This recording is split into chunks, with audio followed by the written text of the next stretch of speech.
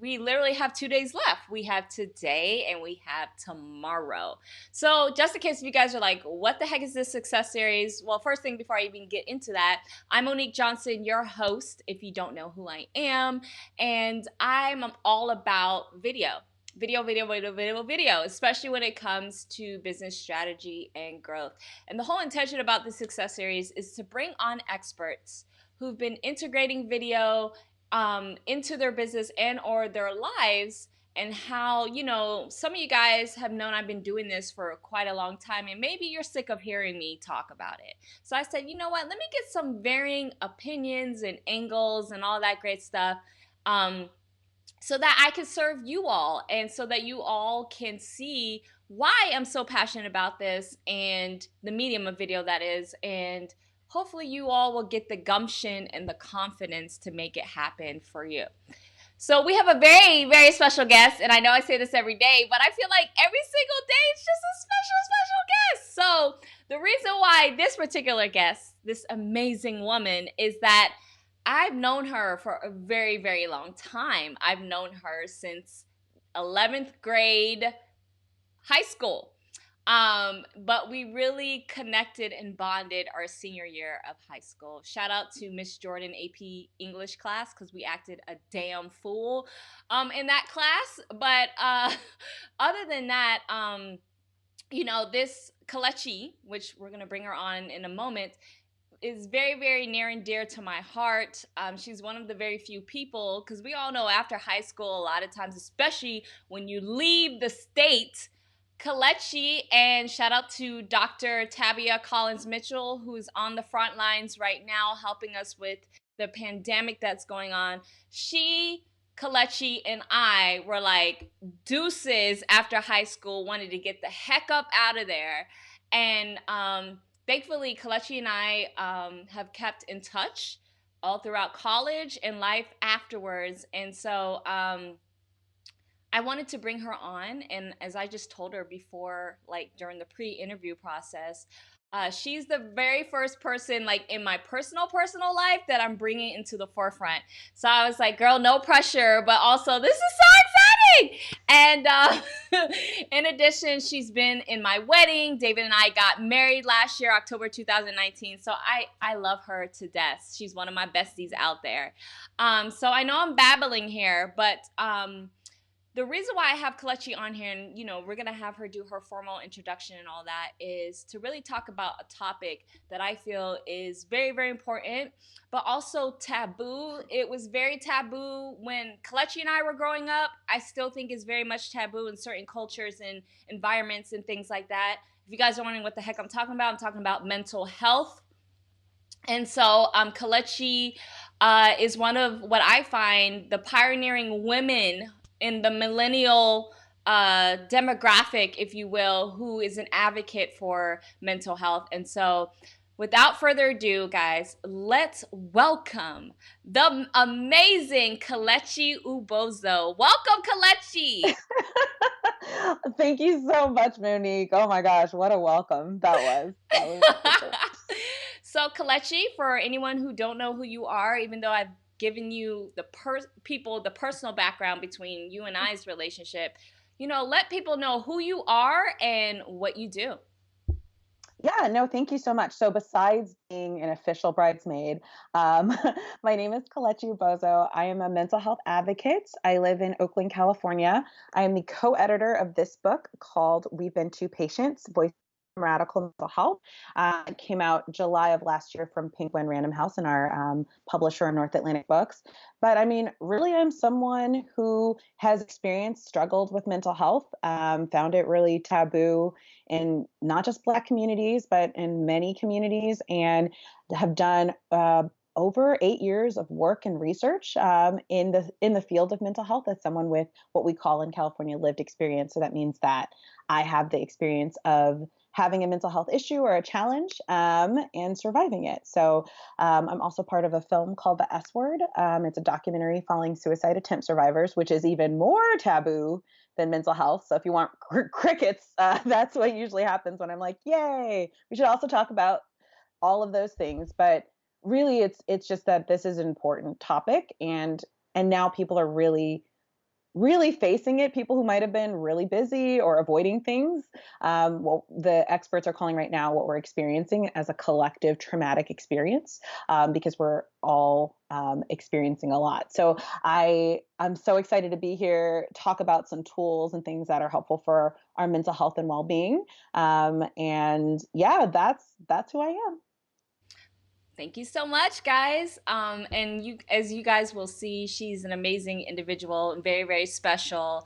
And she's doing a lot. She is doing a lot to the point where, you know, like you said, mental health isn't something you really grow up talking about. And honestly, Kelechi, if it wasn't for you, I don't think I would try to familiarize myself with it or pretty much be with those group of people who don't realize the importance. So before we even get started into Mhm. like the main part of this, based on your experience, what does mental health mean and why is it so important? Yeah. And I will just say that I'm not a doctor, I'm not a clinician, and that's totally fine. I'm someone with my own experience. And for me, mental health is health, right? We look at physical health and people really are impressed by it, find like it's important. We got to eat right, we got to do things right. Mental health is also taking care of your emotions, your well being, and what that looks like in your world. It's also very individual, which is why we have a collective of stories from the first line for the people who have first experiences, because I think a lot of people want to understand it. They want to make it really clinical or very much like, oh, it's an illness, it's depression, it's this. But if you have physical health, you have mental health. So if we were to break it down really basic, if you're a human, you have mental health. And where your mental health is at is depending on what you're paying attention to. So if you're not sleeping, if you're not taking care of yourself, if a lot of folks in the Black community have experienced a lot of trauma, but we don't like to talk about like, oh, let's talk about the trauma we've experienced, because so many people have gotten through it or feel like they've gotten through it. They like to push forward. And there's a lot of judgment for folks who are like, let's unpack why some of these things happen to us. Like, and I think it's really important. So your mental health can be impacted by financial, by racism, by oppression. It's not always like this. And for some people, they'll feel like more in touch or feel more aligned with a clinical diagnosis. But for folks who have never seen a clinician, your mental health is still important, right? And you're impacted by all the things in your world. So if you're someone who's never paid attention to your mental health, but you started realizing once you had to be in your home and started old feelings started coming up, you needed to eat more, you needed to maybe drink more, you're kind of coping with things, that could be your mental health saying, help me, I need something. So it impacts everyone and it just looks different for everyone too. It's kind of complicated, but kind of simple, if that makes sense. Sure. Thank you so much for explaining that. Because especially in this day and age, as in like today, you Today. kind of mentioned about how we're all going through what experts are saying as a global trauma, if you will, that's like universal because of what's going on. And so I think that people don't realize, especially if they're unfortunately losing their job or just the mere fact of not being able to go outside, right? Or not being able to live the life that they're just used to living, because as human beings, we are creatures of habit. We do not like change. So right now, we're going through that transition of change of not being able to operate just to be us, whether we were happy or not before this whole pandemic hit us. But I think like you said, a lot of times people just think it's only for those who are depressed or whatnot, or whether you do feel down or something like that, that is mental health. And it doesn't mean there's something wrong with you, because I feel like people have the wrong ideas about mental health just being those who are in like mental hospitals or taking prescriptions because of they've been prescribed based on whoever they visited as a clinician. So with that said, let's talk about you real quick as Okay. far as mental health advocacy. What is mental health advocacy, and can you walk us through your journey of being a part of the mental health movement, of educating people. I mean, guys, she's gone to high schools. I mean, she's been all over and I love it. She's been on different shows, morning shows, etc., Gayle King and all that. So, but first, talk to us about mental health advocacy, and especially those who are watching this, if they want to be a part of this movement to help those, um, dealing with mental health issues, how to go about doing that. Yeah, no, thank you so much. That's a really great place to start. So, my own personal journey was that I am someone who has experienced loss, and I think a lot of people have experienced loss. So, the things that I say are not, necessarily just specific to me, but I really struggled with my mental health in high school, especially. I lost my grandmother, and she was someone who helped raise me. And I really struggled with racism and otherism. I just didn't fit anywhere. I was just kind of like this awkward kid who is goth but black, and so all the the black kids were like, "What is wrong with you?" And the white kids were like, "What is wrong with you?" And that's just how I saw things. I was just like, "Let me wear all black and love vampires." That was not a mental health issue. That was an expression of art, Mm-hmm. but I also felt othered because I just was just different. And when I lost my grandmother, who just would just literally marvel at my choice of combat boots with fishnets. She would just kiss me and all of the eyeliner I had.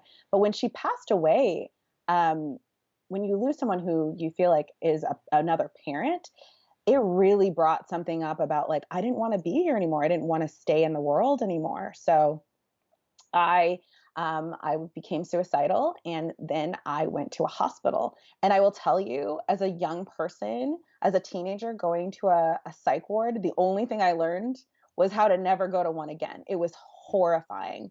It was like being, I've never been in prison, but I mean they strip you down, they search you. It was a very like visceral experience. And so what I ended up doing was saying like, oh, if I tell the truth about how I'm feeling, I get punished. And the treatment was traumatic. And I think as a mental health advocate, I don't know that a lot of people know that a lot of the treatment, when you send someone away to get help, if it's a public system, if it's not really well funded, if people are burnt out, if people don't care anymore, the kind of treatment you can get is abusive. And I have this story which I tell everywhere because I will not stop telling the story to like forever. But I was having some trouble when I was in New York, and I was really stressed out, and I went to get treatment and support because I was like, you know what, I'm thinking about harming myself. I want to prevent it. And what I heard was like, oh my God, you're so high functioning, you're so articulate, and it was like because I could tell my story, I couldn't be having a challenge. And at this very hospital I was in, they were literally showing Silence of the Lambs in the psych ward. I was like, and I asked the nurses, I'm like, is this an appropriate movie choice? Like, and they were like, oh my God, you're so smart. And I'm like, no, this is not what people who are struggling and need support need. They don't actually, this isn't helpful. So, my vision or my mission has been to educate people about what someone who might be suffering experiences, why they are experiencing that, why you shouldn't shame someone or make someone feel guilty for whatever's going on. And it was a lot of pain. And so what, and also sharing what healing looks like for me, what kind of work I needed to do. And that's why, I shared with when Kate Spade died by suicide and Anthony Bourdain died by suicide, I joined a panel with Gayle King to talk about like what are things people don't know about attempt survivors. And one of the things is that like we're a lot of us could appear high functioning or just like nothing's wrong, and that's because there's so much stigma about mental health. And so when you share something, if people react badly or blame you or say get over yourself, it really shuts people down. And so a lot of people wear masks to survive. And so my goal is to really share that like if someone's really expressing their pain, you don't need to convince them that they're not having pain. You can listen. And I don't know that people don't really understand that listening is a super important tool that would be really helpful for anyone, whether you're really struggling or starting to struggle. And as we are collectively experiencing things, um, that is something helpful. I also advocate for peer support. So someone who is like me, who has lived experience, can help someone else who has similar experience. Because I'm not going to judge you if you're like, oh yeah, I had some wild thoughts. I'm like, I probably did too. Because really, the stigma is one of the reasons people don't get access to help, treatment, whatever that looks like for them. I'm not talking about the treatment that I received because that was just not good. And there are really caring people who do really great work. I have amazing therapists who we now are on, a video chats so we can maintain my mental health well-being and during this time, because I still need that support, and I don't have any shame about it. So that's a little bit about me. And I've with the book, I've been going around. I have an amazing co-editor. We're telling stories, and I think storytelling is really important so people understand this impacts everyone, black, white, doesn't matter your gender, race, ethnicity. If mental health impacts everybody, we should all pay attention to it, just like we do our physical health. And especially right now, if you never cared, now is the time to really care because you have so much time. So, yeah, that's a little background. Oh man, thank you so much for seriously being vulnerable and sharing your story and journey with us. Because I see like someone like you, Kelechi, as someone who's very courageous. Because, like you said, the S word, if you guys are wondering, that documentary, it stands for suicide, and no one wants to hear that. No one wants to talk about it, or let alone just hear it being said. And it's something that will completely change the energy in the room. Yeah. And so, like you said, there's so much stigma behind it, and especially in the Black community, all communities especially. But this is just something that we don't talk about. I feel like we talk about it way more than when you and I were growing up. I think if it you and I growing up, it was considered like a foreign language, or kind of like, what? Like, What? how Yeah. can that even be something that exists, type of thing? I appreciate you for being one of the, what I call, the soldiers out there, literally, Mm. who are taking your personal story, like you said, storytelling. And even though we're talking about video here, storytelling is everything: video, personal branding, marketing, business, and especially with you creating this movement, if you will, is a collection of stories. The book that you are a part of, and the documentary. A documentary is just telling the story of whoever the focus or topic that it's covering. So I commend you for that. I applaud you for that, and thank you so much for, giving us insight as to where you came from, your Cinderella story, if you will, and how you've been able to overcome so many different things. So, with that said, Yeah. you know, based on what's going on, uh, people don't realize, or people are getting depressed, or they're getting triggered, or they're getting anxious. All of the things, all the different emotions. Maybe one day they're happy. I'll even talk about Mhm. myself real quick. One day I'm like, yeah, I'm productive. The next day I'm not. Yeah. Um, it's not like I'm losing sleep, but I am losing sleep. And even if I get a good night's sleep, it's just a lot of things. And so, with that said, let's discuss and talk about some apps and or resources. This will be the meat and the potatoes of this Yeah. particular discussion. But first things first, let's talk about some video apps that can help those to keep their mental health healthy, or possibly if they're going through something, to get them to a healthier space, if you will, based on your personal experience and all of that. And if you guys are wondering, so I saw Kelechi do a webinar with a nonprofit like 2 weeks ago, Yeah. yeah, 2 weeks Time ago. means nothing, but Yeah, yes. yeah, 2 weeks ago. And it was focused in California, of course, because California's getting hit pretty hard, and also shout out to those also in New York. You guys are getting it hit pretty hard, and she and I actually lived in New York at the same time at one point. So, she did this amazing presentation to talk about specific apps that could help people in regards to mental health. So as soon as that happened, because I saw she posted it on LinkedIn, I was like, girl, what? I was just so impressed, and so I said, we have to get you on. And seriously, I want you all to pay attention to this. And so, with that said, I'm gonna let you take it over from here, Kelechi, as far as what you would like to share with us, especially from the angle of specific apps or other resources to help us with mental health. Yeah, no, absolutely. So Monique's going to share some of the ones in a little bit but I do want to just kind of like kick things off with saying like every day is a little bit different, and you might need something different every day. So if one day, like like Monique mentioned, you're really productive and you're feeling great and you have a lot of time and you're pumped up, maybe that's the day you clean and you work out. And other days you might feel tired, stressed out. Be mindful about how much news you're watching. I know a lot of people, fear can be addicting, and that's something that we don't talk about a lot. But a lot of the things that we are ingesting with the media is addicting, and it's actually not updates. So if you notice, you're not getting new information, you're just getting the same information packaged differently. Yeah. And you're like, let me click on that and let me look at that. And it's almost like when you post something on Instagram and you're just checking your likes and you're like, oh, I got another one and I'm going to refresh. So please stop refreshing on COVID-19 stories. I mean, if I could leave you with anything, get the information you need, maybe make it a little bit smaller. But even my therapist, who is a therapist, was like, um, please don't digest as much news as you're digesting because it can be harmful for your mental health. So I do want to say that if there's one takeaway, hopefully that's that. So you might know about I'm going to talk about some meditation apps. Meditation isn't for everyone, but I have found Calm really helpful. It's really great. I use it in the morning. There are some apps that are meditation and they're for free. Calm is free for 7 days.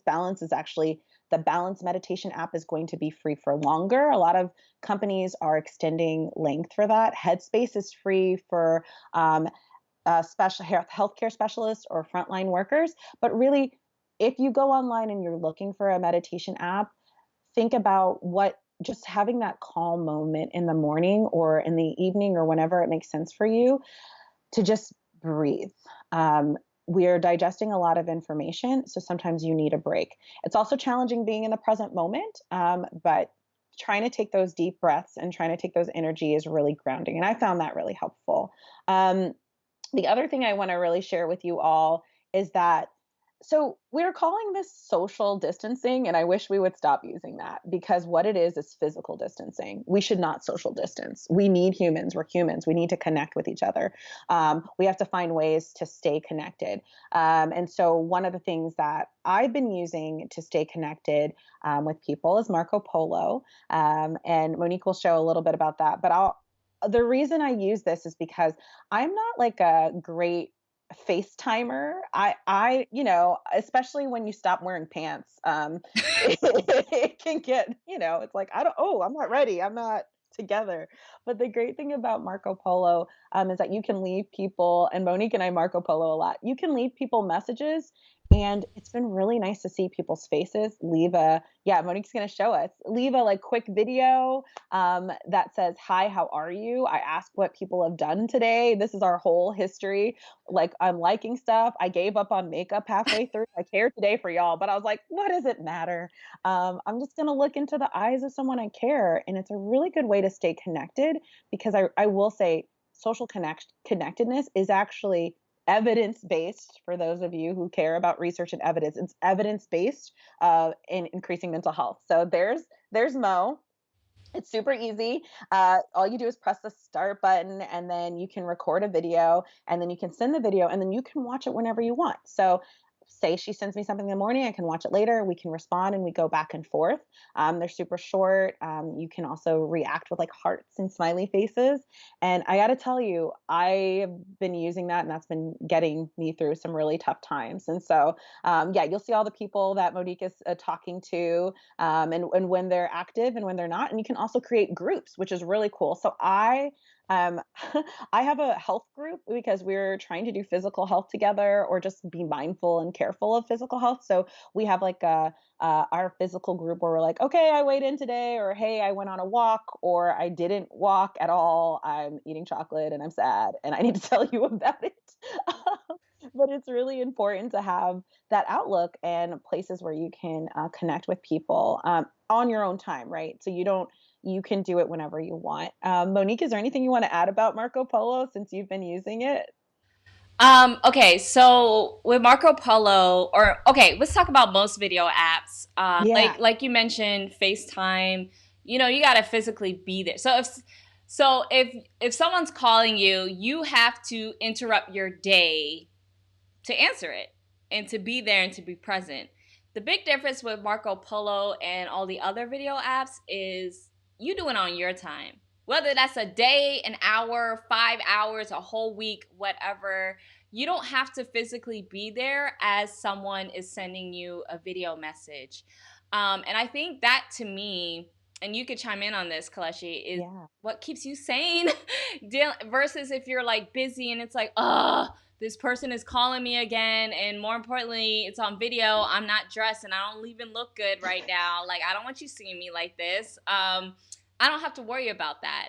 And you know, Kelechi is one of my closest friends, so you know she can see me any type of way. I mean, guys, we talked about, and I'll even be honest, guys, like you see my eyebrows, how they're so uneven Oh my right now because I attempted to prune my eyebrows and completely messed them up. Okay. And so I had to talk to Kelechi, and, you know, we've been talking about different things. So, Yeah, I told Monique if she did her eyebrows too hard, she'd look surprised for 2 weeks. So she gotta like, so I gotta let this one grow in more to equal this out. Listen, like I need to be able to get my eyebrows waxed, and you know I'm gonna be vulnerable here. I have a unibrow, guys. Like I'm very self conscious about that. But you know, Kelechi, you've known me before the days of waxing, so it is what it is. But yeah, so it's like you know, she and I have been connecting that way, and just even just checking in, if you will. A lot of times I'll just hit her up after I'm done working out, and I'm like all sweaty and stuff. But you know, it is what it is. So I absolutely love this app. I've been sleeping on it. I literally did not get on this until a few weeks after a conference that I spoke at. It seems like years ago, but it was in March, beginning of March, and Marco Polo was there, and I decided to get on it, and I got on it like right when you know COVID was hitting us. So I'm like, oh my goodness, where have I been living all my life with this Marco Polo app? Because it's been out for a while. So yeah. yes. Yeah, it's definitely not new, and Monique really covered it, but I think it's being able to see people's faces, because these are folks that you might not be able to see for a while. So not, and if we're going to talk about Zoom, but if you kind of want a contained, not live moment, I definitely would really, really suggest this. And I also suggest WhatsApp as well, because you can also leave recorded messages, just recorded video messages, and um, they don't use your cellular network, and so you use the internet, and so that's great if you have Wi-Fi, or you know if you're borrowing your neighbor's Wi-Fi. Just kidding, I'm not doing that. Right. I like my neighbors are like, "What? I didn't know that." But yeah, so again, think about things that you would like to say, just checking in on each other. And again, this is a message for everyone is check on those people who take care of everyone, please. The people who are your strong caretakers. I can ensure the ones who are volunteering to do everything and get families together. I want you to always check on those people because not everyone's great at asking for help, but it's also if it's mutual, then you can check on each other. Do you want to talk about what's the other one we wanted to talk about? House party. So House on your party. presentation, you did house party. So that's the one where you guys see the hand icon. So I'm gonna bring that up. Yeah. So I've never So, used it officially yet, so I don't know if it's gonna help with your explanation. But go ahead, Kaleshi. yeah, and I'll tell you a little bit about House Party. It's not too different. It is a live app. So it's not like Marco Polo where you leave videos. But the thing I liked about this is I actually helped my friends last year. Oh my gosh, it was last year. With my time is really funny right now, but it's really helpful if your family does not have the same kind of video chat. So if you want to get people together and you are someone who wants to do like a live call and you don't want to use Zoom, you can do instead of FaceTime. If they have an iPhone and you have an Android, you can use House Party to reach anybody across different providers. So what I really like about it is you get to see everyone's face and it's in your phone and you can just talk and walk with it. And it knocks every time someone's in there, and it's just another way to connect with people live. And the cool thing about this, and I really like Zoom, and we'll talk about pros and cons of Zoom, but this doesn't get public to everywhere. And some of the things that are happening with Zoom right now is that because, trolls don't take vacations, they'll come into different Zoom links and just, you know, say some harmful things. So it's a lot more private and secure because you're not sharing out a link to people that can get, spread around. So I like that. So it's almost like group chat live, but like FaceTime, but more people, and you're all kind of like in a house together. And I have found that it's really cool to do games on this. So if you're playing games together, if you can Oh, sign in, you can actually do a lot of, think outside the box. Can you do board games? You don't always have to chat because, like, what do we have? Maybe you have a lot to say, but I'm like, day 30, I ate Cheerios. Like, I'm running out of content. So sometimes it's good to just do an activity together and all sign in. And that's really fun to see people's faces. That's the same with Netflix Party. yeah. Talk about that. Yeah, I didn't know about Netflix Party. That was new to me. So Netflix Party is a way you can watch TV or watch a Netflix show with your friends online. So you sign in and it gets you all to be watching it at the exact same time. And then you have like a group chat and you can chat like back in the old day. Do you remember group Yeah. chats? What up, AOL? Rest in peace.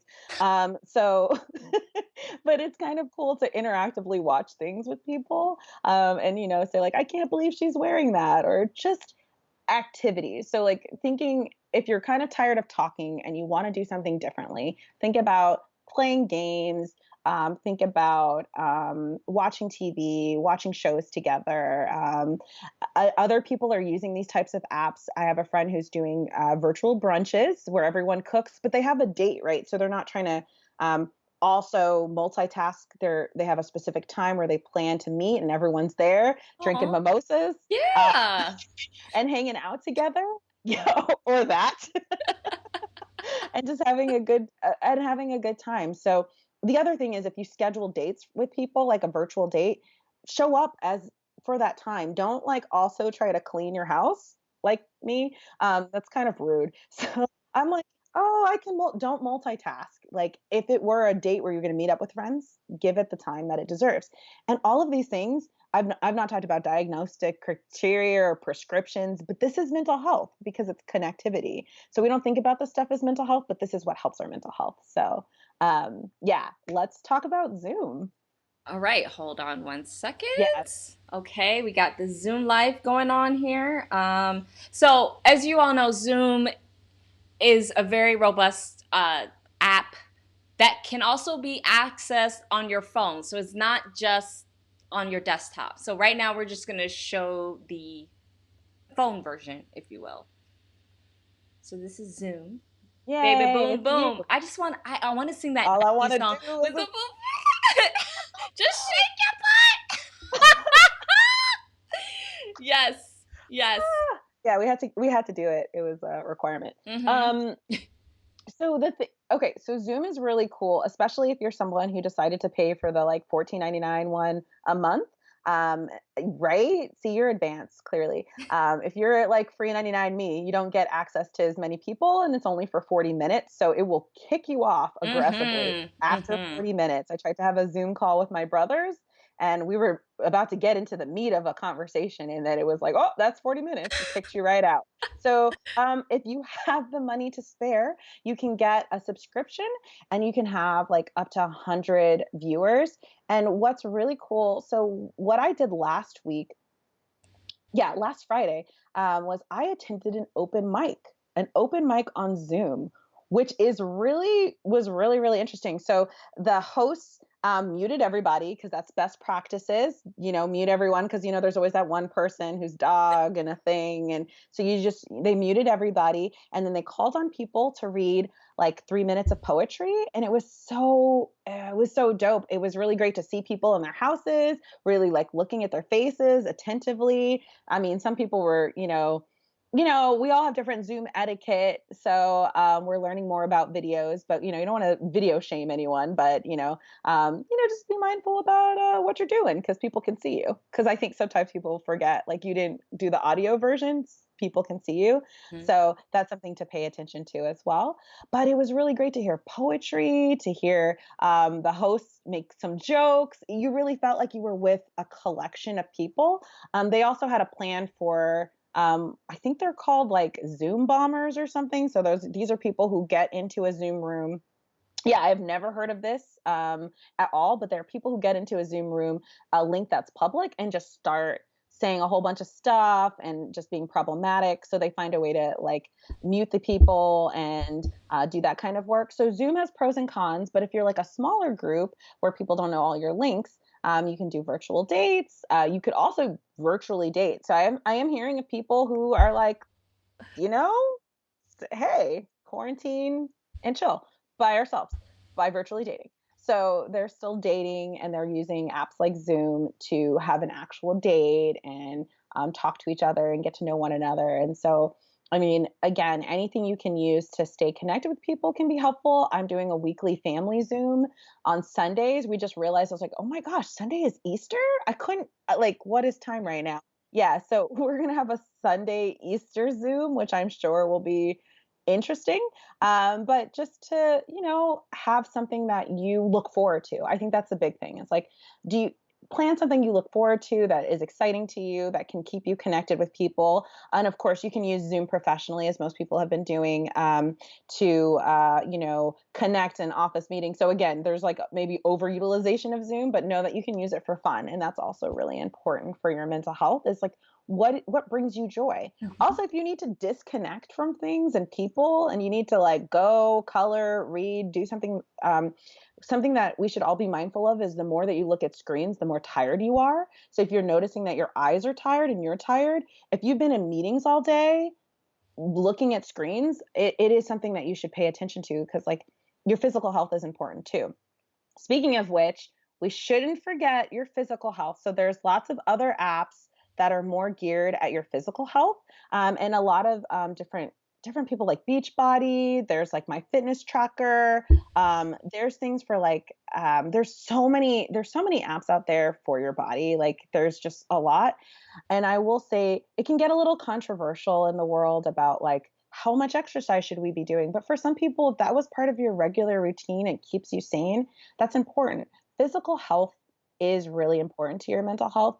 And at the same time, we shouldn't shame anyone because they didn't do 100 crunches because we're dealing with something we've never dealt with. So, like, hold both of those truths in your hand of like, okay, I got up today and I took a shower. I put on pants. Okay, I'm not putting on pants until this is all over. I'm just going to tell you the truth. But like, I did some crunches this morning and I put a little gold star on my calendar and I was like, I did crunches. And I did some that's good crunches enough this for morning, me. and I So put a I little think gold star on my I think calendar, you and I need was to like, I think did about your crunches. mental health And and all I of did some this. crunches this morning, and Doing I anything too put a much little can be gold a star little on my too much. calendar, and I was like, I So, did crunches. And I did what some does that crunches. look like? What are the breaks you need? Can you go outside and get some sun in a safe place, right? What are the things that you need to take care of? And also, staying connected with people is really important. So, don't forget about the loved ones and the people who maybe they're not on FaceTime or they're not really, you could also call people. I know it's so low tech. It is the lowest form of tech ever. You could call people and have a conversation because you have time to. So, you know, I just want to share that. I think that we're going to look at this later and this is going to be in all the history books. And, I think about what you did during this time to help yourself. And for those who have more to give, what did you do to help other people? If you feel like you have time to give or resources you want to support, there are crisis lines, there are support lines that you can be someone on the other line for someone really struggling if you have more. And if you're someone who needs more, don't hesitate to reach out for more of those things. And I'm happy to send Monique some of the links and stuff like that. Yeah, But because I was yeah. gonna ask you, is that something that's, I hate to say it like this, Googleable? like in your specific state, or is it a national hotline? Like, how does it work? Well, there is the National Suicide Prevention Hotline, Mm-hmm. which since I talked about suicide, I always like bring that up. And that hotline number is 1-800-273-8255. That's just a good hotline. Not even if you're not someone who's currently struggling with a mental health issue or even suicide, if you know someone who is, they actually talk to people who are friends of someone or a family. And I don't know that a lot of people know that as a resource. So if you're struggling, if a lot of things get really kind of out of hand and you're struggling, that is definitely a resource that I would say you can use. I will say that sometimes these things can be a little restrictive, so just be careful. But what I mean by that is that you know especially in Black and brown communities and in definitely queer communities, there's forced treatment, which means like someone will have to call police on you for a crisis check. And that typically is an unpleasant situation. But I just want to say that there's sometimes restrictive responses when someone's really struggling, just to be totally transparent about that. But also, if you're really struggling and you need support, that is definitely a resource you can use. There's also the crisis text line, which I'm trying to pull up. As well, because not everyone likes to chat on the phone. Mm-hmm. And the crisis text line, it's available 24/7 in UK, Canada, and all you have to do is text home to 741-741. So it's pretty easy. 741-741, and you can start talking to someone. And a lot of these things you can Google. I would also recommend, if you're someone who likes looking at videos, check out eachmindmatters.com. They have a lot of videos of people who might be struggling with mental health issues or have their own story. They have lots of a gallery of things. They have stuff for young people too. And like, let's remember that everyone's struggling. Like, I know young people who had their prom canceled, their graduation canceled. My brother just had to postpone his wedding. So like, it's okay to grieve that we lost a lot of things, even though we're also losing humans. I think there's this judgment of, oh, well, I'm still living, so I shouldn't complain Mm-hmm. or about anything going on. But I'm like, if it's impacting you, it's not really a complaint, it's your experience. So like, be careful of that. Like, you get on social media, well, at least you had this and you're not struggling like this person. Like, everyone is dealing with this the best we can. And we can all need a little love and some empathy. So hopefully that's helpful. No, most definitely. And thank you for sharing that. And it also brought to my attention, if you don't mind us kind of focusing on, is, the mental health in the workplace. So most places are virtual right now. Mhm. If anything, there's a lot of enterprise level type of applications that allow employees to be in touch with their employer. Like there's Microsoft Teams and all, Mhm. some higher level type of thing. So it's like, you're working from home now, and you're having to do these virtual meetings all the time, like you said, Yeah. staring at the screen and all that. And then it's like, and also dealing with being at home with your family, or maybe you're by yourself, or you have a roommate or a significant other, whatever, whatever. And it's like, based on your personal experience, or just maybe some suggestions, rather, because it's one thing, it's like, it's just like, if you go to a job, especially to a place that you do not like, and you Mm. have to come home. And then if you have a family, you got to deal with the wife or the husband or the kids, if you have any, or the dog or the cat, whatever. And it's like, you want to also have a balance there. And the apps that we covered thus far, video apps, allows you to stay in touch. But like you said, you're staring at a screen all day, and let alone you're meeting with people that you might not necessarily like, and it's like having that balance. And I think you're one of those people who are really good, which I've actually personally experienced. I'm not going to share that story because it's a personal story for you, but where you're good at executing boundaries or setting boundaries. So Yeah. do you have any suggestions on that? Yeah. So this is a really good question to ask, because we're being asked, those of us who are in those 9 to 5 places, to do something that we have not all collectively done. And even folks so in my prior job, I used to remote from home. And so I was used to being on phone calls all the time. And while everyone else was in the office, and maybe I was one of other people, but they all had that connection in the office. And then now you move everybody else to a remote environment. There's some things that one should be mindful of. So one thing that they're finding in study is that people nowadays are working longer because they're home.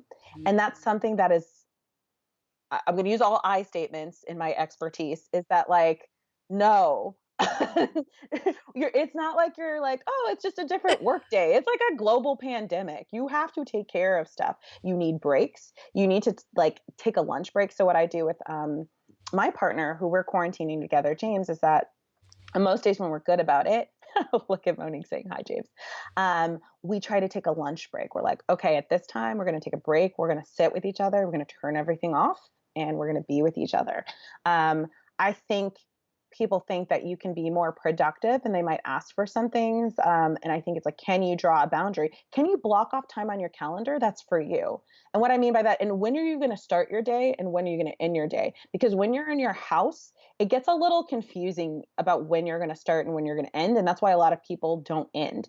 So, my recommendations, and it really depends on where you live. So take this with a grain of salt, is that you have a designated area that you work. And then when you are done, you turn everything off and you put it away so that you can go out of it, because you do not want to, it's a harsh word, contaminate your entire house with work. You do not want to do that, because if you do everything in your bedroom, that means it's really hard to sleep and you'll still be thinking about work. I mean, you might be sleeping about work as much as you can, but it's almost like separating, like, we eat in this room, we work in this room, we watch TV in this room. You don't want to have that pour out into all of your home. You just don't. That's one thing that I would just caution against, as someone who is remoting and did that, and then it was not successful. um, that's one thing. The other thing is, we're learning a lot of things about working with one another, because, and it can kind of be a little informal, like, oh, we're on chats together. We never needed to chat this much. So we're talking all the time. And so you're getting pinged, and it's almost like being in a group chat. I got to tell you, I cannot stand group chats. How productive are you when you pause every time? It's like getting a text message from hell. Like, you can't get out of it because someone's like, oh, I liked that, or I pinged that. Can you mute things? Can you tell people, hey, I'm off for this period of time, or I'll get back to you? But constant access to someone is actually not good for your mental health, your productivity, or that's probably why people are working later, because they're done chatting all day. I've already been in a meeting.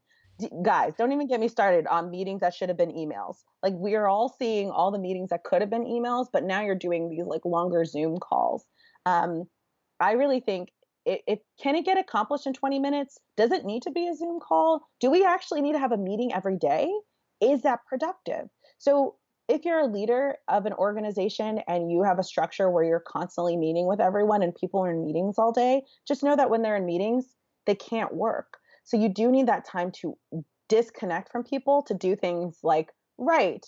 Or, I mean, it's the same thing with Slack. Like, anything that you're constantly connecting with someone or doing content, it pulls you away from what you're trying to do. If you have a question, great. Maybe, oh, I have a question. Let me answer all these questions. I used to schedule time where I would send emails. I'm like, I'm going to send emails from 1 to 2. I'm going to work on this other thing from here, and I'm not available. If you need me, you're going to have to call me or something, or schedule something, because you have to actually schedule time to do your work instead of staying connected. And I feel for the people who are parents, who suddenly are now parents and teachers and expected to work a 9 to 5. Let's be clear, that is an unrealistic expectation. I do not have kids at all. I've been around a kid for an hour and I couldn't get anything done. So I kudos to you for like maintaining a full-time job.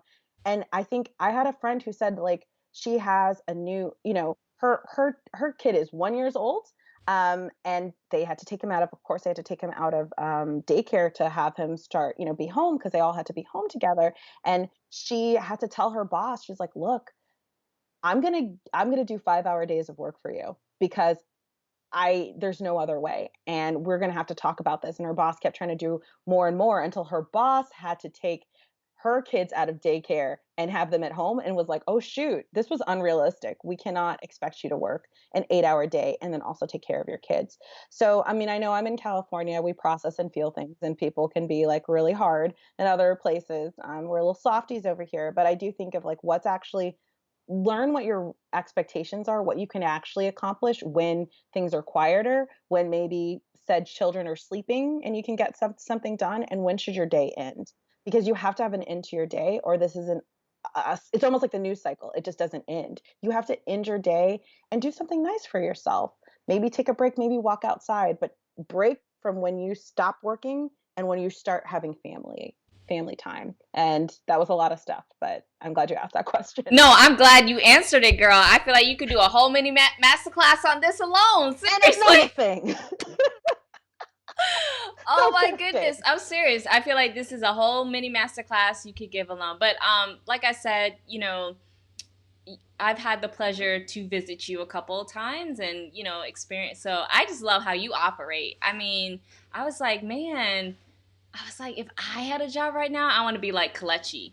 I want Kelechi in my life because, a lot of jobs today, and I feel even based on what we're going through right now, a lot of people are going to realize that the remote thing does work. They might start demanding it, let alone might not even transition back depending on what industry or whatever that, you're in. And so I think it's imperative that you have that. And then, being in the entrepreneurial space, it's like we have more control over our days, if you will. We do, especially when we're just starting, we do get caught up of working all the time. Yeah. Or I will say lately, and you brought it to my reminder, so I'm like, okay, I can't do that anymore. I've been working out of my bed. And it's only because I work so much I do have a designated area, but the thing about, I guess you could say, entrepreneurs is, and that's why like the Starbucks and the coffee shops exist, is being able to change up the work environment. And when you're home, it's like even harder to make that happen. So sometimes, to me, changing that up is going to my bedroom. But you're right, it affects my sleep cycle and all that other stuff because, the correlation, I guess, that's going on subconsciously between working there and then that's my area of where I need to sleep and rest. So I thank you for sharing that, and that's a big reminder. So I'm like, okay, I got to figure something else out just in case I start getting sick of being just in the home office area. And that in itself creates anxiety. I mean, there's so many things that are going on right now that's contributing to so many emotional things, mental health things, et cetera, et cetera. A good friend of mine, Lisa Nicole Bell, she put on Instagram, I think yesterday, she was like, before I used to work out for vanity reasons, now I do it just to stay sane.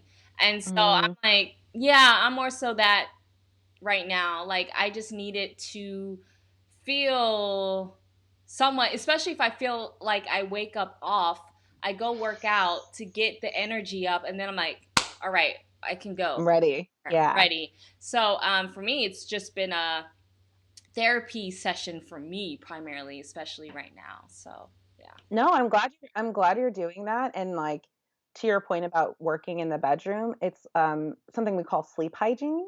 So it's really important for sleep hygiene I not to like have that, those. by the way. Sleep hygiene? Yeah, Okay. Okay. you don't have to do any of this, but like for people to sleep well. Okay, so sleep controls so much, your mood, how much you're going to be productive. Like a lot of mental health is really attached to where how much you're sleeping. So that's why we say don't contaminate your sleep area, because screens, it's really hard to sleep after having screens in your face all day. So you want to separate screens out of the room that you're going to sleep in. You want to, so that your body, when it goes into the room, it remembers like, oh, this is the room I sleep in. You don't want to train your body to say, this is the room I do work in, because then when you're trying to sleep, it's still like, what? And that's the same thing with phones. So I'm not always successful at this, but I try to like not have it's the screens. It's actually the blue screens that keep you up. Yeah. And as soon as you look at that, it's like, oh shoot, I gotta like, oh, there's another email. I'm like, do I need to email someone at 10 p.m.? Is anyone reading this? I mean, no, probably not. And so trying to keep those screens out until you're ready to be awake. And it's something I struggle with and I'm working on, but like, it's like, take your own advice. So it's something we can all do a better job at. And I'm so glad that like physical health is lifting your spirits. And it's not just like, to your point, you're like, hey, what's keeping me sane? Great. What's lifting your spirits is something I want everyone to think about and work on. It's like, not like, okay, I'm maintaining. So the things you're talking about is like, this is what I have to do every day to be Monique. What puts me also in a better mood? What brings me like joy? Because we need joy. We're here. Like, what are we going to do? Wait to be joyful? I can't wait until May 3rd or September 5th or whenever this is, I can't. I have to find joy in my everyday. So what does that look like? And for me, it's like coloring curse words. I don't know. It's what I like. We're all different. Love it. Oh, I knew that was one of those questions where I'm like, I'm gonna keep it in my back pocket because I just wanted to get your true, authentic self come out, and you nailed it. In fact, let me do this. I've been kind of slipping here, but shots fired with that one and that explanation. So, wow, we covered a lot. To me, I feel like this is the most we've covered out of all the episodes that we had this week for this mini virtual summit that I'm hosting. And again, this is a very special one. I had another good friend of mine, Alice, come on yesterday, and I said, guys, today as in yesterday and today as in right now, I said this is going to be the most unique angle of things when it comes to my world of being an entrepreneur and utilizing video for your business and also your personal self. And so I was like, Kelechi, let's bring you in and let's talk about number one, mental health, specific apps that happen to be video apps, and also Kelechi shared resources, also meditation apps. Are there any sort of apps that come to mind that you haven't covered before we kind of wrap everything up here that you can think of? And take your time, no rush. Yeah, there's a lot of other apps, and let me see a good one. There's Okay, since we were talking a lot about sleep, there's this one called Dream Easy. And it's really supposed to help, like, if you're someone who is not sleeping well and having like nightmares or just challenges, it helps you rewrite them and work on them. The same thing is with like imagery rehearsal therapy. So that's also supposed to like, really help people sleep and have like less bad dreams. Because again, sleep is really, really, really, really important. There's one app that I want to bring up that I think does a lot, and we should, everyone should do what makes sense for them. It's called WRAP. So WRAP is the Wellness Recovery Action Plan. Sounds really like, whoa, but really WRAP is something you can do if it can be like, what are those early warning signs when things are about to like not go so well? And it helps you track certain things. So if you're someone who generally is, pretty much in a good mood, but you start, I don't know, maybe you had too many conversations and Microsoft Teams chat and people want too many things, you start getting a little like agitated. It has you track things that you like when you might get triggered or something. It has you track those things and also plan like, okay, if I start to see this, what do I need to do? If I start to see that I'm getting agitated or I'm getting short with people, I might need to get up. I need to take a walk. I might need to do some crunches. I might need to just sit. I might need to meditate. But essentially, it's really important to always keep your mental health in mind. So I would really recommend the WRAP app because it's basically like mental health planning so you don't come to a crisis. And anyone can do it. Even if you're not like super into mental health, people should always take stock in like what starts irritating them when you're off. Like Monique, you already mentioned it. You're like, when I'm off, I know I need to start exercising because I didn't sleep well, so I need to start exercising. So that would be in your WRAP plan. Like, oh, I was off today. I'm going to need to exercise, and that's what's going to be in my WRAP plan. So I think that's something that could be a useful tool as well. And I mean, think of those like coloring apps that you can press and like other things like that that are silly and fun. They're not super like mental health, but they bring about joy and, explore those things. And most people use an app for like a day, a week, a two, or whenever you need it. There's no pressure to use it all the time. If you stop using it or stop needing it, that's great. But just to know that this is kind of like something for your toolbox. I love it. Oh my goodness. Actually, yeah, I actually want to check that out as soon as like we wrap things up. Get it? Okay, I'm gonna stop being cheesy. Never. You're never going to stop being cheesy. But yeah, with that said, guys, I hope that this was something that was beneficial to you, whether you think about mental health or not. Hopefully, it allows you to see mental health in a different light. And, as Kelechi's mentioned, she's not a physician of any sort, but I figured she's still an expert in my eyes. Mental health wasn't something we talked about growing up, and she and I grew up together starting from high school. And in addition, because of her story and her journey as an advocate, being a part of a documentary, they did like a whole tour. So at one point she came to Atlanta. I made sure to go see it. We had like a whole watch party there in person, and then there was a whole opportunity for interviews and stuff. So I saw her when she did that. In addition to the book that she co-wrote with someone else, I love what you're doing, Kelechi. I definitely see you in such. I always saw you in a highlight, just saying that. Oh. But, just what you're doing and just being fearless about it and open and vulnerable and being totally okay, I think is amazing. And by you sharing your story with us, if you guys are joining late, be sure to watch the beginning and actually the whole thing. We went over various apps and just different things, but I feel like, it's one thing to study something and then, or to experience it and then being able to relate to people and have people kind of see things in a different light because you're just sharing your story and just being true and authentic to yourself. So I just want to say thank you so much for being here. And, if people want to continue to see what you're doing, or maybe they want to hit you up, Kelechi, based on watching this, because I'm a plaster this all over the place, even though I already have already, but after the fact, like, what's the best way people can find you online and or possibly contact you? Yeah, I have a website, so we can put that up, and you can just press contact me and it goes right to me. It's not like I have an assistant.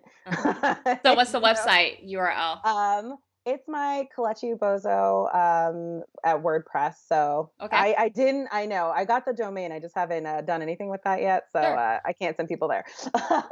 So it's KelechiUbozoh.wordpress.com Okay. until I officially do the whole official Kelechi Ubozoh. Awesome. Okay, so go there, Kelechi Ubozoh. You should see her name on the screen, guys, if you don't know how to spell her name. And of course, it's everywhere. So I'll be sure to put it in the links in the comments and description, guys.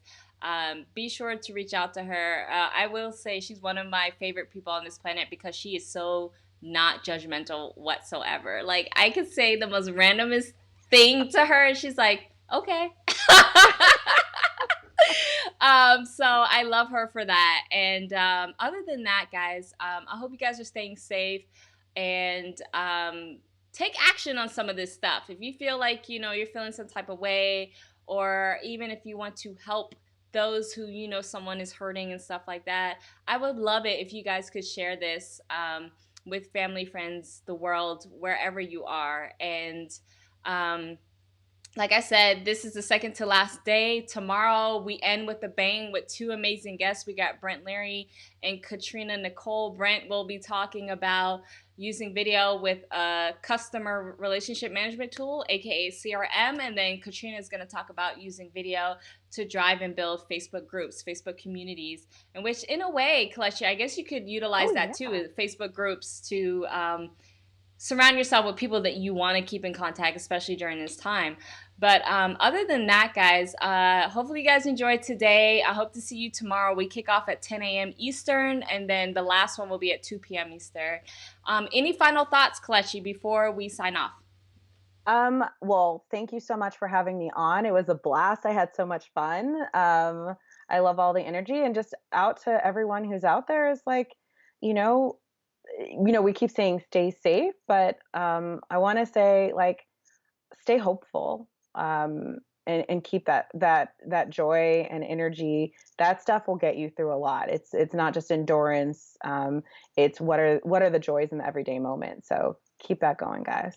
I love it. All right, everyone. Thank you so much, and I hope to see you tomorrow. Bye. Bye.